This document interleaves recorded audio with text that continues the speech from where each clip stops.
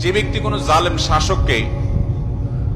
জালেম শাসকের সমর্থনকারী হবে, তার দালালি করবে, সে মিথ্যা বলে, সে মিথ্যার পক্ষে কথা বলবে, জেনেও সে ওই মিথ্যার পক্ষে লড়বে এবং তার জুলুমের পক্ষে অবস্থান নেবে, এই সম্পর্কে নবী সাল্লাল্লাহু আলাইহি ওয়াসাল্লাম বলেছেন সে আমার উম্মত নয়। এই সম্পর্কে বাজ্জার এবং তাবরানী বর্ণিত হাদিস আছে, মুসনাদ আহমদে বর্ণিত হাদিস আছে। নবী সাল্লাল্লাহু আলাইহি ওয়াসাল্লাম বলেছেন সাতাকুনু উমারা ইয়াকযিবুন ওয়া ইয়াজলিমুন, একটা সময় আসবে, কিছু শাসক আসবে দুনিয়াতে, এরা মিথ্যা কথা বলবে জনগণের সাথে, মানুষের সাথে, আবার তাদের অধীনস্থ লোকদের প্রতি তারা জুলুম করবে।